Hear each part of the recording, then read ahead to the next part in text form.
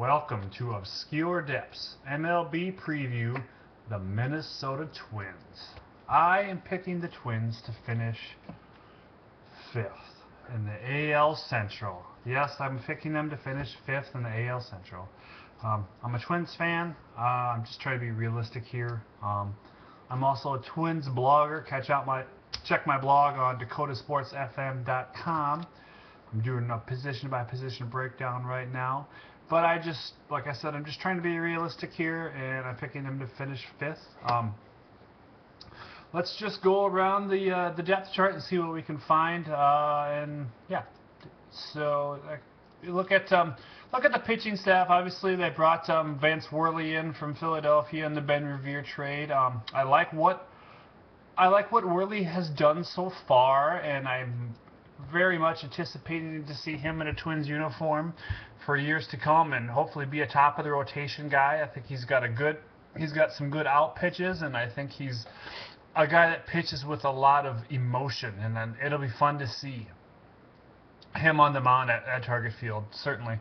They also brought in Kevin Correa, who's probably going to be the 2 or 3 starter. Correa is a guy that's not really flashy, but he does get out there and just win some games. I mean, he kind of pitches with a lot of grit. And like I said, he's not a big strikeout guy, but he goes out and wins. He had 12 wins last year for the Pirates, so he certainly knows how to pitch, and he's at that point in his career where he certainly has a good number of innings under his belt. So he could, in all indication, he could be in for a career year. Scott Diamond, this guy is another guy the Twins brought up last year. Again, not a lot of flash, but just a winner, just a really hard worker out there.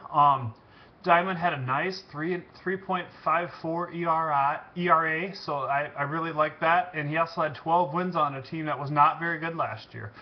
Liam Hendricks and Cole DeVries are going to be kind of fighting for the 4th and 5th spot.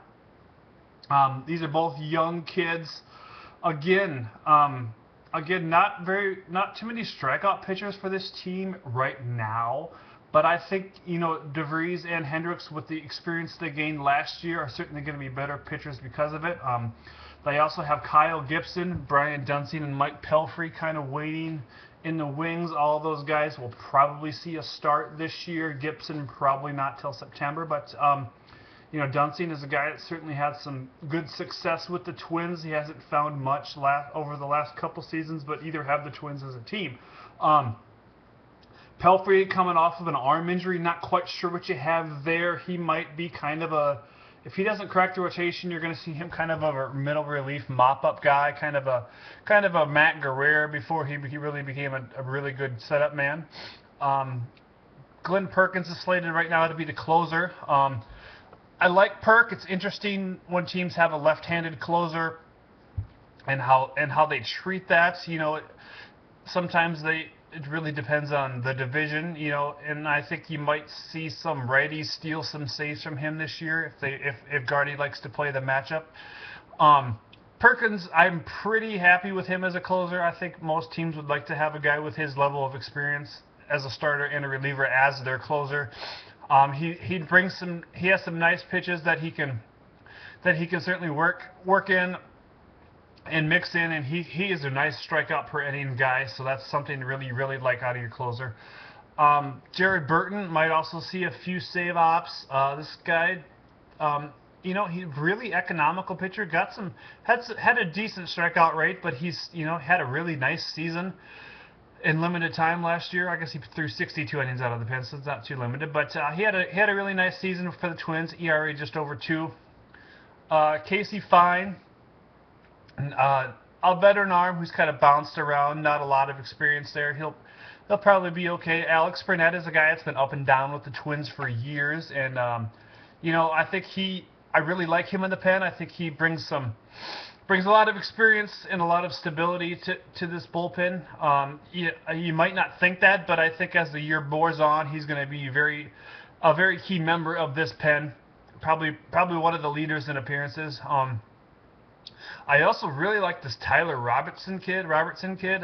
Big, strong lefty, big delivery. only pitched 25 innings for the Twins last year, ERA over 5, but I think they really have something in this kid. Yeah, I'm pretty excited about him. Anthony Swarzak, this is a guy that's out of options, has been back and forth between the rotation and the pen. Swarzak, I get a little Kyle Osh when I look at this guy. Like, if they let him go, I can see him going somewhere else and being really successful. That being said, he still certainly has some things to work on. And right now he is out till mid-March with a little bit of a rib cage injury, so that's certainly a setback for him. It might stunt his season a little bit. But this is a guy that's very poised and a really hard worker, and I think he might have some decent success ahead of him with the Twins. Moving around to the hitters, obviously we got Joe Mauer behind the plate. We all know what Mauer can do. Great bat. Not a lot of power anymore, but just a great quality hitter. We're talking 320, 330 annually. I hope Joe can keep that up. I'd like to see the power come back a little bit, but I hope he can keep it up, and I hope he can stay healthy. I am not a very big proponent of good hitting catchers staying behind the plate. Obviously, if you have a good hitting catcher, he's a nice commodity in your batting lineup if he can play catcher.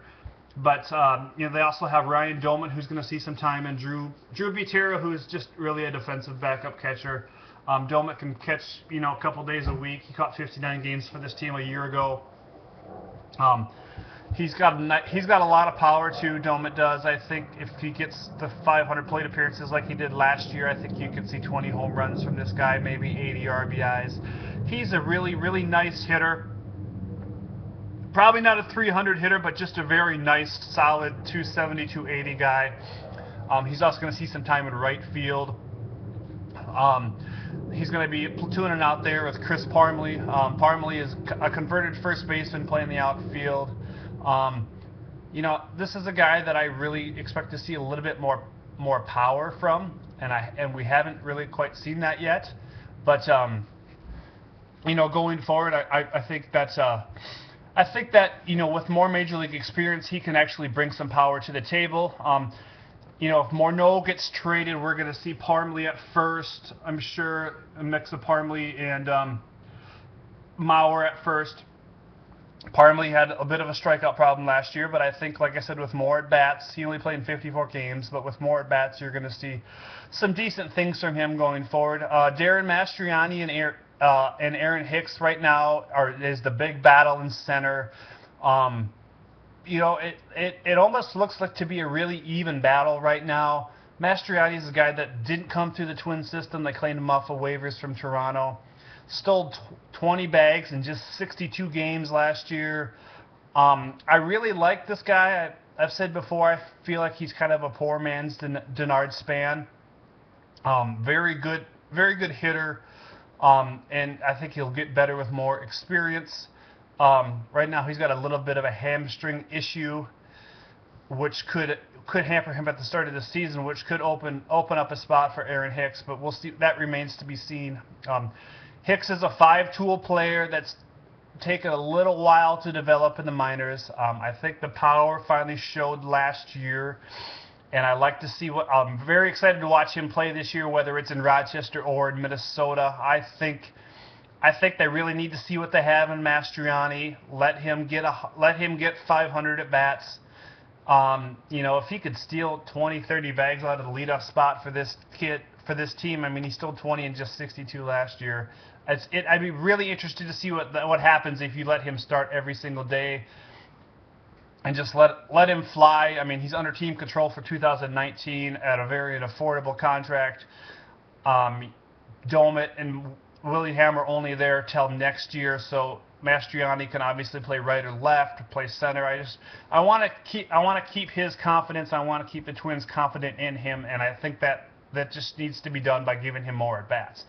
Josh Willingham in left. Willingham just shocked everybody by smashing 35 home runs last year. Really making Target Field look like a hitter's ballpark for once. I look for more of the same from him. Maybe not that many home runs, but hopefully he can hit 25 if he stays there the whole year. They got Joe Benson, who might who might be this team's fourth or fifth outfielder. I think he might be better served in the minor leagues right now. He had a bit of a wrist issue last year that saw him play, only 76 games for 4 different levels. So, I think he's going to have some timing issues going forward, and I think he'll be better served if he can go down to AAA and play every single day. Trevor Plouffe at third. I really like Plouffe. Had a lot of power last year, 24 home runs in 116 games. I think you're going to see a much better hitter in Plouffe now that he's had some chances to talk with guys like Rod Carew and new hitting coach Tom Bernanski. I think you're going to see a lot more of a rounded hitter from this guy. I think the power is still going to be there, and he might not achieve the 24 home runs that he hit last year, but I think he's definitely going to have a better batting average.